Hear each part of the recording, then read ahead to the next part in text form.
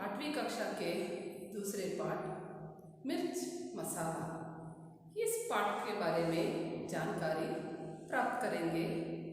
तो सबसे पहले हम लोगों ने इस पाठ के बीच में कुछ शब्दार्थ आए हैं, उन शब्दार्थों के बारे में जानेंगे। तो चलो हमने शब्दार्थ पहले देखेंगे। पहला है मिर्च। मिर्च इसका मतलब है चिल्ली, ಮೆಣಸಿನಕಾಯಿ। मिर्च चिल्ली ಮೆಣಸಿನಕಾಯಿ। आंगन, आंगन मीन्स अंगनाई, ಮನೆಯ ಅಂಗಳ। आंगन अंगनाई अंಗಳ। लुढ़क गिरना ಬೀಳುವುದು, लुढ़क गिरना ಬೀಳುವುದು। सावधानी जागृत ಎಚ್ಚರಿಕೆ, सावधानी जागृत ಎಚ್ಚರಿಕೆ। राज रहस्य सीक्रेट, राज रहस्य सीक्रेट। खांसी काफ ಕೆಮ್ಮು।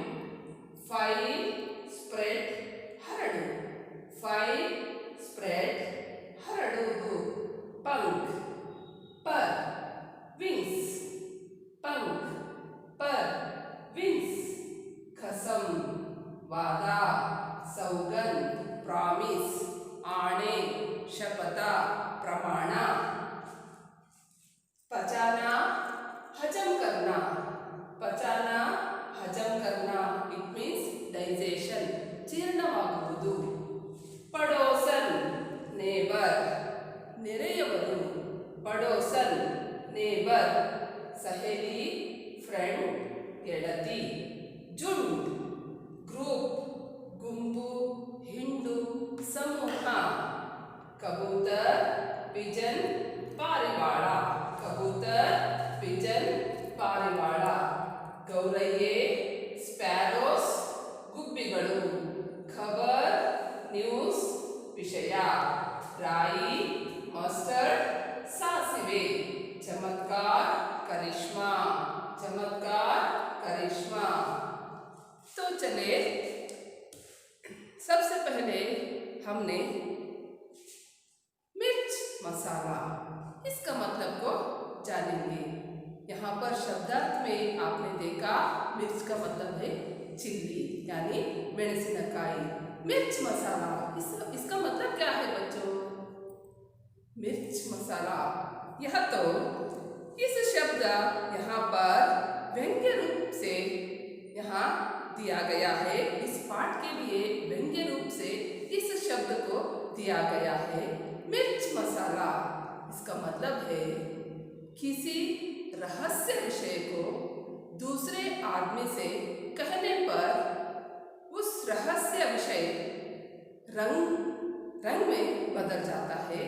वैसे ही मूल शब्द मूल वाक्य दूसरे तीसरे आदमी के पास जाते जाते मूल वाक्य रंग लगकर, रंग से आकार में बदलकर, आकार से पंख में बदलकर शब्द बदल जाता है, यानी वाक्य बदल जाता है।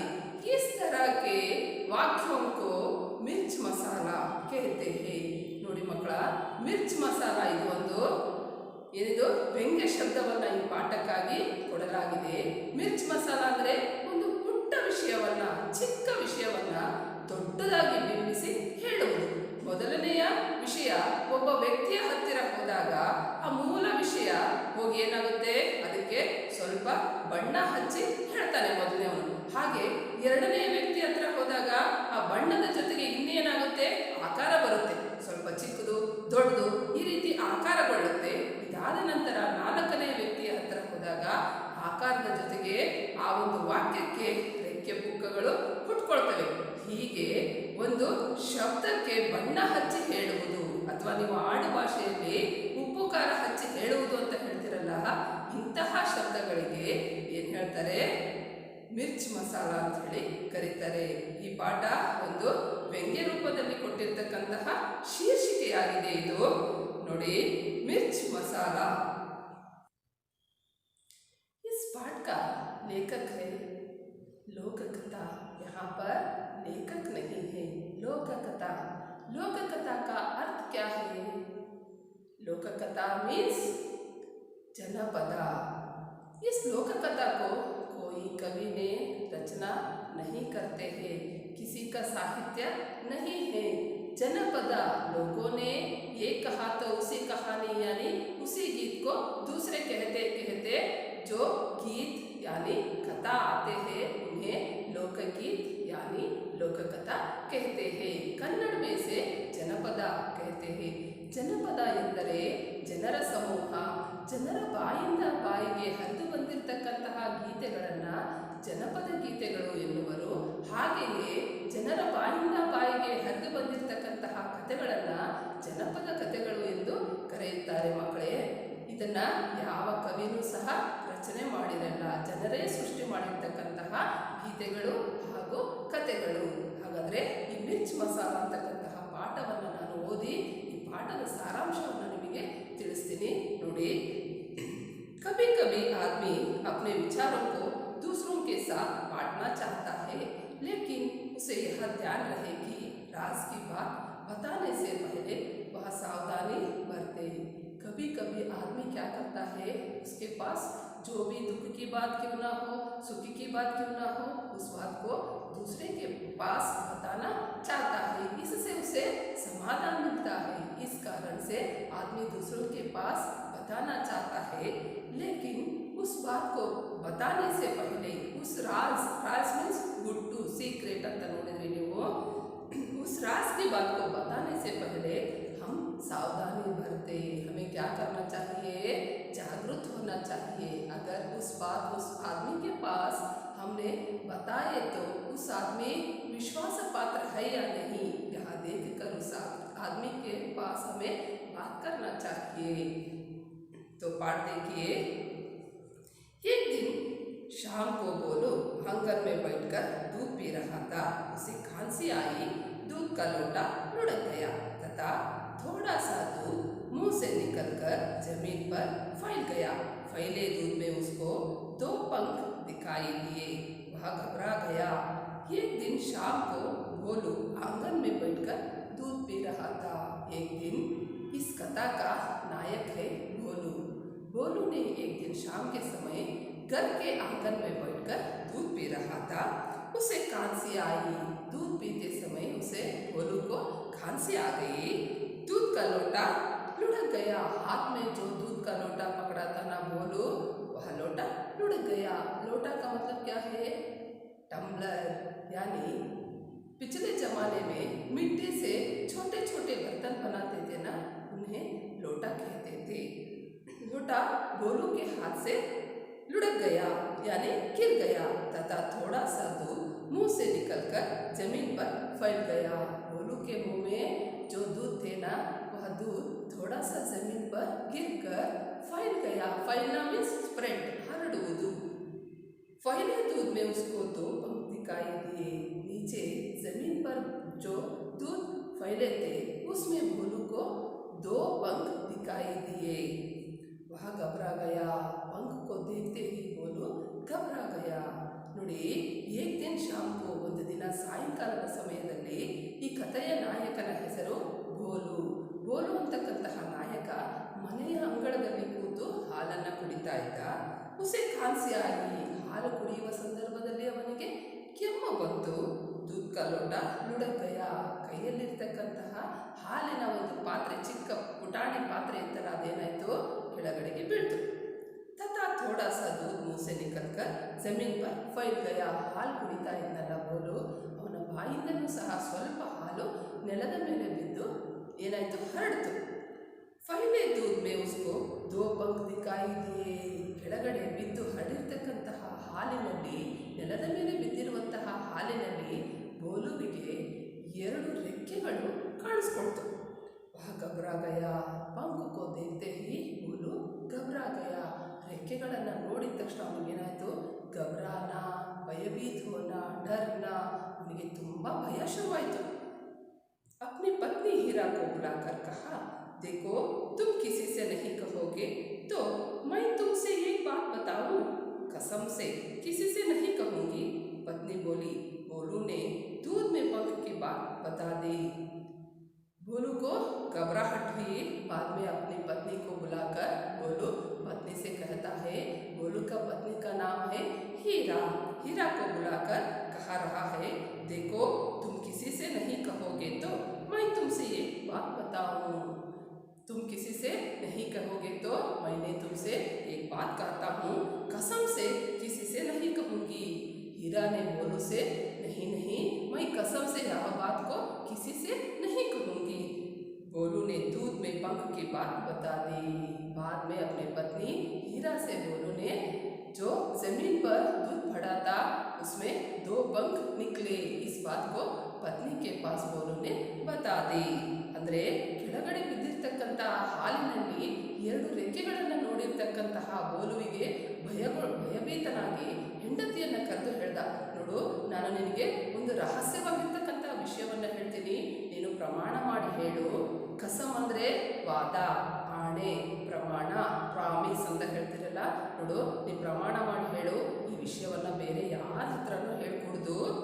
ಆಗ ಪತ್ನಿ ಹೇಳ್ತಾಳೆ, ಕಸಮ್ ಸೆ ಕಿಸಿ ಸೆ ನಹಿ ಕಹೂಂಗಿ, ಪ್ರಮಾಣ ಮಾಡಿ ಹೇಳ್ತೀನಿ, ನಾನು ಬೇರೆ ಯಾರ ಹತ್ರನೂ ಈ ವಿಷಯವನ್ನು ಹೇಳಲ್ಲ. ಭೋಲುನೆ ದೂದ್ ಮೇ ಪಂಖ್ ಕಿ ಬಾತ್ ಬತಾ ದಿ, ಅವನು ಇರ್ತಕ್ಕಂಥ ವಿಷಯವನ್ನು ಹೆಂಡತಿ ಹತ್ರ ಹೇಳ್ಬಿಟ್ಟ. हीरा इस बात को बचा ना पाई, उसका पेट फूलने लगा. अपनी पड़ोसन चंपा से कहा, एक राज की बात है, जानती हो आज क्या हुआ? उनके मुंह से कबूतर के पंख निकले, बहुत सारे. मुझे चिंता हो रही है, पर किसी से मत कहना. चंपा बोली, तुम भी किसी से मत कहना, लोग बात का बतंगड़ बना देंगे. हीरा इस बात को बचा ना पाई. जो भोलू ने हीरा से कहा उस बात को हीरा पचा ना पाई. पचाना मीन्स डाइजेशन, हजम करना. उस बात को हजम नहीं कर पाई, उसका पेट फूलने लगा. इस बात से अंदर उसका पेट क्या होने लगा? मोटा होने लगा. फूलने लगा मीन्स मोटा होने लगा. अपनी पड़ोसन चंपा से कहा. हीरा जल्दी से जाकर अपनी पड़ोसन थी, उसका नाम था चंपा. चंपा के पास जाकर कहा, एक राज की बात है. चंपा सुनो तो, एक रहस्य की बात है. जानती हो आज क्या हुआ? उनके मुंह से कबूतर के पंख निकले. चंपा तुम जानते हो उनके मुंह से आज कबूतर के बहुत सारे पंख निकले. मुझे चिंता हो रही है, उसे देखते ही मुझे चिंता हो रही है, पर किसी से मत कहना. इस विषय को तुमने किसी से नहीं कहना. चंपा बोली, तुम भी किसी से मत कहना, लोग बात का बतंगड़ बना देंगे.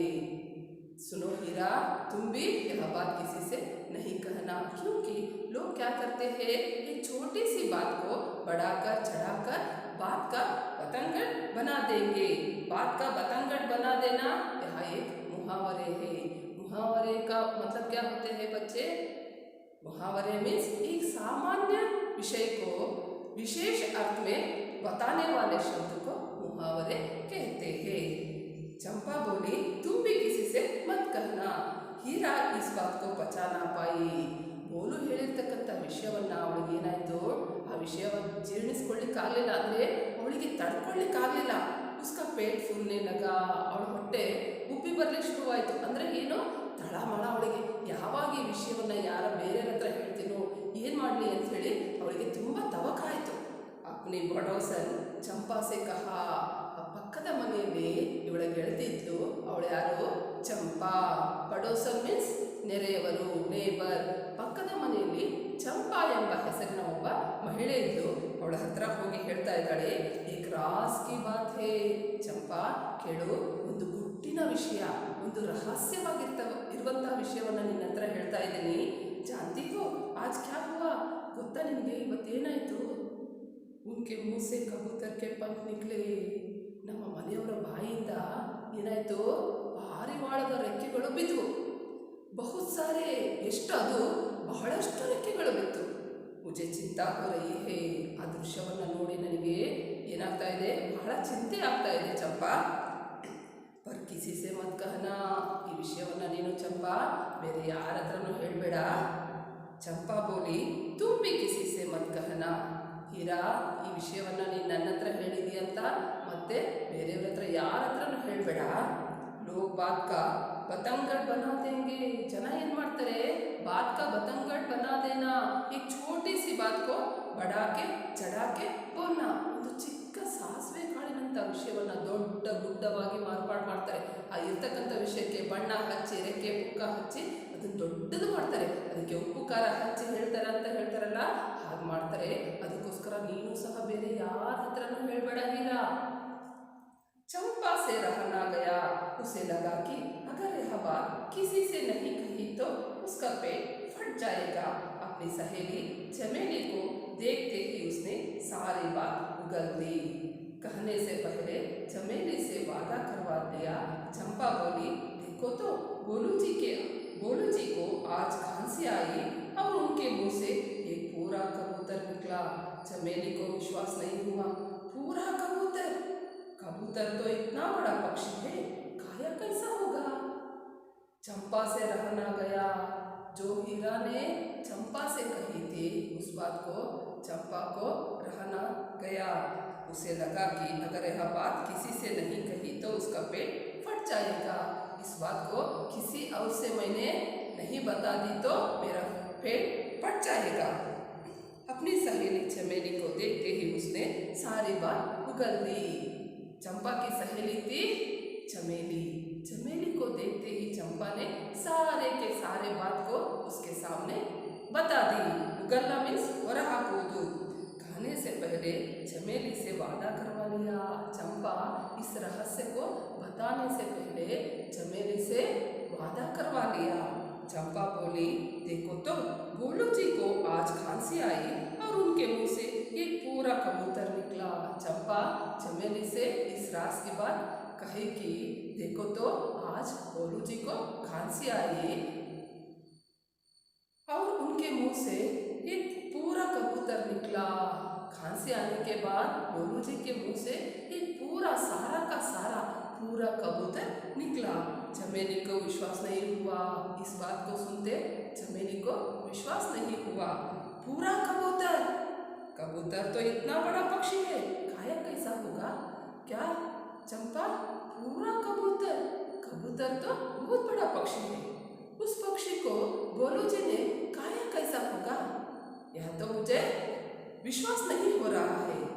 देखिए बच्चों, यह सुनते ही तुम्हें पता लगेगा कि देखो, सबसे पहले इस कथा का कथानायक है बोलू। बोलू ने पहले अपनी पत्नी हीरा से कहता है सिर्फ 2 पंख के बारे में। मेरे मुंह से दूध में 2 पंख पड़े, इस तरह की बात कहता है। हीरा चुप ना रहते हुए अपनी सहेली चंपा से कहती है, बोलू जी के मुंह से बहुत सारे पंख निकले।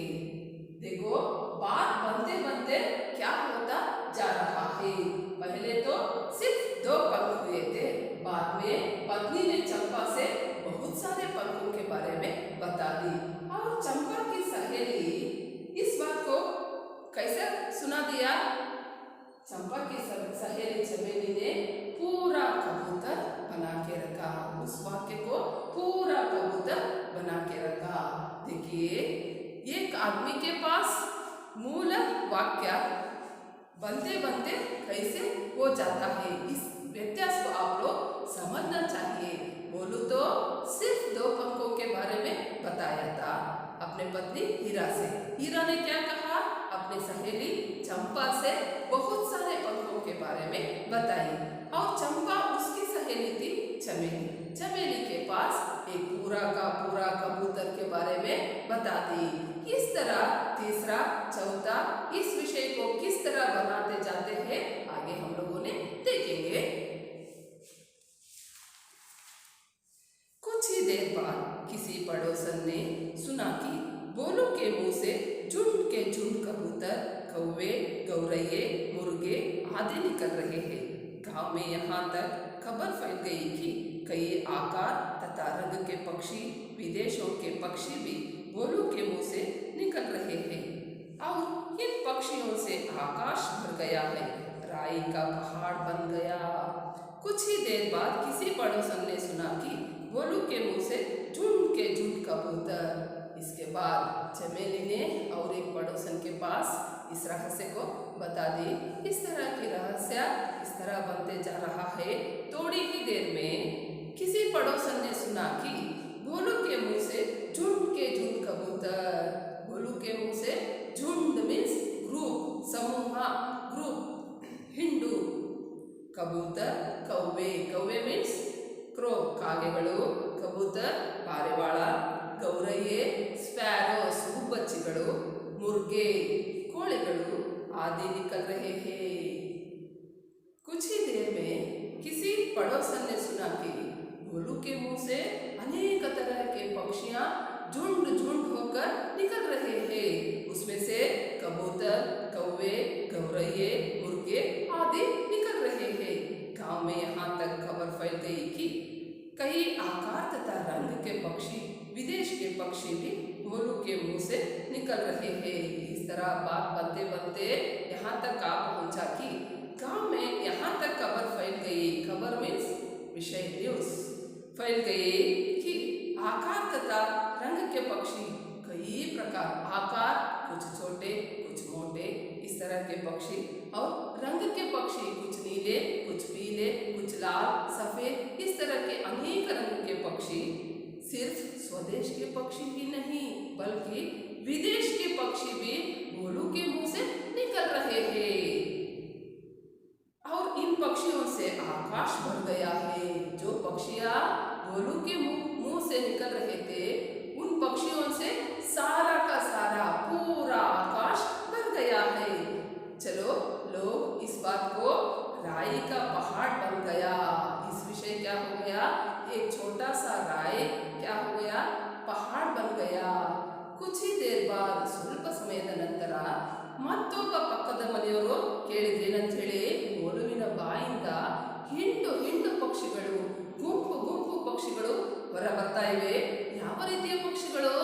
ಪಾರಿವಾಳಗಳು, ಕಾಗೆಗಳು, ಗೌರಯ್ಯ ಅಂದ್ರೆ ಪುಟಾಣಿ ಗುಬ್ಬಚ್ಚಿಗಳು, ಮುರ್ಗಾ, ಮುರ್ಗೆ ಅಂದ್ರೆ ಇಲ್ಲಿ ಹುಂಜ ಅಂತ ಹೇಳ್ಬೋದು, ಮುರ್ಗಾ, ಮುರ್ಗಿ, ಈ ರೀತಿ ಮುರ್ಗಿ ಅಂದ್ರೆ ಕೋಳಿ, ಮುರ್ಗೆ ಅಂದ್ರೆ ಹುಂಜ ಆದಿ ನಿಕಲ್ ರಹೆ ಹೇ. ಇನ್ನೂ ಹಲವು ರೀತಿಯ ಪಕ್ಷಿಗಳು ಭೋಲುವಿನ ಬಾಯಿಂದ ಹೊರ ಬರ್ತಾ ಇವೆ. गांव में यहाँ तक खबर फैल गई कि कई आकार, ಕೇವಲ ಹಲವಾರು ರೀತಿಯ ಪಕ್ಷಿಗಳು ಮಾತ್ರವಲ್ಲ, ಇನ್ನು ಮುಂದುವರೆದು ಇಡೀ ಹಳ್ಳಿ ತುಂಬಾ ಈ ರೀತಿಯ ವಿಷಯ ಹರಡ್ಬಿಡ್ತು. ಕೈ ಆಕಾರ, ಹಲವಾರು ಆಕಾರದ ಪುಟಾಣಿ ಪಕ್ಷಿಗಳು, ದೊಡ್ಡ ಪಕ್ಷಿಗಳು, ಉದ್ದನೆಯ ಪಕ್ಷಿಗಳು, ಗಿಡ್ಡ ಪಕ್ಷಿಗಳು, ಈ ರೀತಿ ಹಲವು ಆಕಾರದ ಪಕ್ಷಿಗಳು, ಜೊತೆಗೆ ರಂಗಕ್ಕೆ ಪಕ್ಷಿ, ಕೆಂಪು, ನೀಲಿ, ಬಿಳಿ, ಹಸಿರು, ಈ ರೀತಿ ಬಣ್ಣ ಬಣ್ಣದ ಪಕ್ಷಿಗಳು ಭೋಲುವಿನ ಬಾಯಿಂದ ಬರ್ತಾ ಇವೆ. और इन पक्षियों से आकाश भर गया है. ಇಂತಹ ಪಕ್ಷಿಗಳು ಹೊರಬಂದು ಹಾರಾಡ್ತಾ ಹಾರಾಡ್ತಾ ಇಡೀ ಆಕಾಶದ ತುಂಬೆಲ್ಲ ಅವು ರೆಕ್ಕೆ ಬಡಿದು ಹಾರ್ತಾ ಇವೆ. ರಾಯಿ ಕಾ ಪಹಾಡ್ ಬನ್ ಗಯಾ. ಒಂದು ಪುಟ್ಟ ವಿಷಯ ಏನಾಯ್ತು, ರಾಯಿ ಮೀನ್ಸ್ ಸಾಸಿವೆ ಕಾಳು, ಮಸ್ಟರ್ಡ್ ಅಂತ ಹೇಳ್ತಿರಲ್ಲ, ರಾಯಿ ಕಾ ಪಹಾಡ್ ಬನ್ ಗಯಾ, ದೊಡ್ಡ ಬೆಟ್ಟವಾಗಿ ಪರಿವರ್ತನೆ ಆಯಿತು. ಹಾಗಾದ್ರೆ ಇದಕ್ಕೆ ಯಾರು ಕಾರಣ ಮಕ್ಕಳ? ಜನರು ತಮ್ಮ ಬಾಯಿಂದ ಬಾಯಿಗೆ ಒಂದು ಪುಟಾಣಿ ವಿಷಯವನ್ನ ಇದಕ್ಕೆ ಬಣ್ಣ ಹಚ್ಚಿ ಬಿಂಬಿಸಿ ಬಿಂಬಿಸಿ ಉಪ್ಪು ಖಾರ ಹಚ್ಚಿ ಎಲ್ಲಿ ತನಕ ತಂದರು ಅಂದರೆ ಇಡೀ ಪಕ್ಷಿಯ ಸಮೂಹವನ್ನೇ ಅವರ ಬಾಯಿಂದ ಹೊರ ಹಾಕಲಿಕ್ಕೆ ಈ ಮನುಷ್ಯರು ಪ್ರಯತ್ನ ಪಟ್ಟರು. यह चमत्कार देखने के लिए दूर दूर से लोग आने लगे. बेचारा भोलू भयभीत होकर किसी एक पेड़ पर छिप गया था. थोड़ी देर बाद सब लोगों ने उसे ढूंढ निकाला. उसकी घबराहट देखकर लोगों को समझ आया कि किसी भी रहस्य को बताने से पहले 10 बार सोचना चाहिए. यह चमत्कार देखने के लिए दूर दूर से लोग आने लगे. भोलू का जो मुंह से झुंड झुंड के पक्षियाँ आ रहे थे, इस चमत्कार को, चमत्कार मीन्स करिश्मा, इस करिश्मा को देखने के लिए लोग दूर दूर से आने लगे. बेचारा भोलू भयभीत होकर किसी एक पेड़ पर छिप गया. इस विषय को समझकर भोलू ने क्या किया, डर गया. भयभीत होकर जल्दी से जाकर एक पेड़ पर चढ़कर छिप गया. छिपना अवितुಕೊಳ್ಳುವುದು. थोड़ी देर बाद सब लोगों ने उसे ढूंढ निकाला. वहाँ पर लोगों की भीड़ लगी हुई थी ना. थोड़ी ही देर में उन्होंने ढूंढ निकाला, ढूंढना खोजना हुड़कुವುದು। उसकी घबराहट देखकर लोगों को समझ आया कि किसी भी रहस्य को बताने से पहले 10 बार सोचना चाहिए। भोलू की घबराहट को देखकर लोगों ने समझा कि हमें किसी भी रहस्य विषय को दूसरों के सामने बताने से पहले 10 बार सोचना चाहिए। इस कथा से हमें क्या सीख मिलती है? ನೋಡಿ ಮಕ್ಕಳ, ಈ ಚಮತ್ಕಾರವನ್ನು ನೋಡಲಿಕ್ಕೆ ದೂರ ದೂರದಿಂದ ಜನರು ಬರಲಿಕ್ಕೆ ಶುರು ಮಾಡಿದರು. ಬೇಚಾರ ಗೋಲು ಭಯಭೀತ ಹೋಕರ್ ಜನರು ಬರೋದನ್ನು ನೋಡಿ ಇವನಿಗೆ ಗಾಬರಿ ಆಯಿತು. ನಾನು ಮಾಡಿರ್ತಕ್ಕಂಥ ಒಂದು ಪುಟ್ಟ ತಪ್ಪು ಇಷ್ಟು ದೊಡ್ಡದಾಗಿ ಬೆಳೆದು ನಿಂತಿದೆ. ಈಗ ಸೇರುವಂಥ ಜನರಿಗೆ ನಾನು ಹೇಗೆ ಮುಖ ತೋರಿಸೋದು, ಅವ್ರಿಗೆ ಹೇಗೆ ಉತ್ತರ ಕೊಡಲಿ ಅಂಥೇಳಿ ಗಾಬರಿಯಿಂದ ಅವನೇನು ಮಾಡ್ದ, ಹತ್ತಿರದಲ್ಲಿರ್ತಕ್ಕಂತಹ ಒಂದು ಮರವನ್ನು ಹತ್ತಿ ಮೇಲೆ ಕುಳಿತುಬಿಟ್ಟ. ಜನರು ಬಂದು ಗೋಲುನನ್ನು ಹುಡುಕ್ತಾರೆ, ಹತ್ತಿರದಲ್ಲಿ ಕಾಣಲಿಲ್ಲ. ಅಷ್ಟು ಜನರ ಹಿಂಡೆಲ್ಲ ಸೇರಿತ್ತಲ್ಲ, ತುಂಬ ಜನ ಸೇರಿದ್ರು.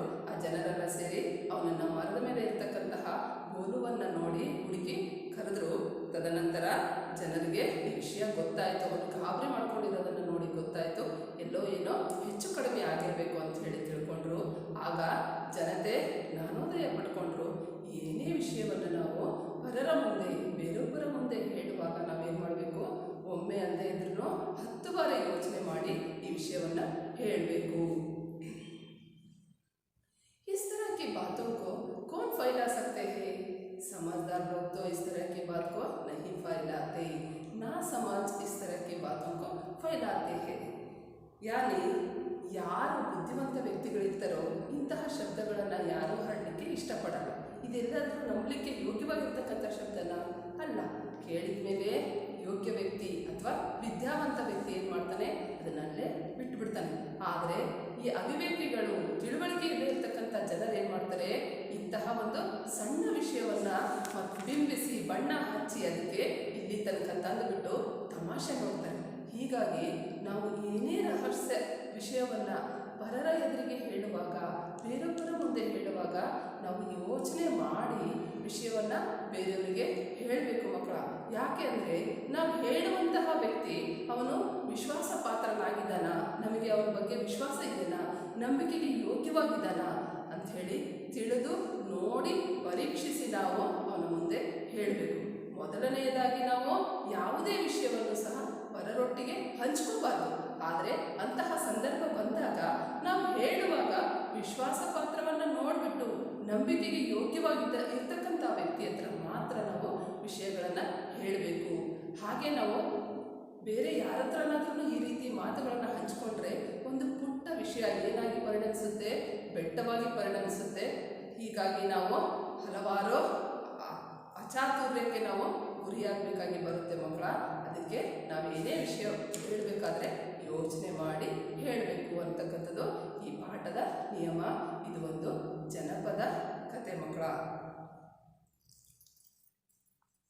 बच्चे अभी इस भावचित्र को आप देख रहे हैं कि पहले भावचित्र में देखो गोलू के मुंह से दूध नीचे जमीन पर गिरा है. इस दूध में सिर्फ 2 पंख दिखाई दे रहे हैं. बाद में आप लोग देखिए भोलू ने भयभीत होकर पेड़ के ऊपर जाकर छिप गया है. नीचे लोगों ने खड़े हुए उन्हें बुला रहे हैं. भोलू दोनों हाथों को दिखाकर बता रहा है, मुझे क्षमा करो. एक छोटी सी बात इस तरह निकल गया है, आप मुझे क्षमा करो. ನೋಡಿ, ಈ ಚಿತ್ರವನ್ನು ನೋಡಿದಾಗ ಈ ಭೋಲು ತನ್ನ 2 ಕೈಯನ್ನು ಮುಂದೆ ಚಾಚಿ ಅವನು ಭಯಭೀತನಾಗಿದ್ದಾನೆ. ನನ್ನಿಂದ ಏನೋ ಒಂದು ತಪ್ಪು ನಡೆದು ಹೋಗಿದೆ, ದಯವಿಟ್ಟು ಕ್ಷಮಿಸಿ ಅಂಥೇಳಿ ಅವನು ಭಯಭೀತನಾಗಿ ಹೋಗಿ ಮರದ ಮೇಲೆ ಔತ್ಕೊಂಡು ಕೂತಿದ್ದಾನೆ. ಕೆಳಗಡೆ ಜನತೆ ಅವನನ್ನು ನೋಡಿ ಕೆಳಗಿಳಿದು ಬಾ ಅಂಥೇಳಿ ಕರೀತಾ ಇದ್ದಾರೆ. ಹೀಗೆ ಒಂದು ಸಣ್ಣ ವಿಚಾರ ಇಂತಹ ಒಂದು ದೊಡ್ಡ ಪರ್ವತವಾಗಿ ಪರಿಗಣಿಸುತ್ತೆ ಮಕ್ಕಳ. ಹೀಗಾಗಿ ನೀವು ತಮಾಷೆ ಮಾಡಲಿಕ್ಕೆ ಹೋಗಿ ಆ ತಮಾಷೆ ಅನ್ನೋದು ಎಲ್ಲಿ ತನಕ ಹೋಗಿ ಮುಟ್ಟುತ್ತೆ. सरी हागाದ್ರೆ अब आपको गृह कार्य के रूप में इन शब्दार्थों को 2-3 बार तुम्हें पढ़कर अभ्यास करना है. साथ ही इस पाठ को एक बार आपके होमवर्क किताब में लिख लीजिए.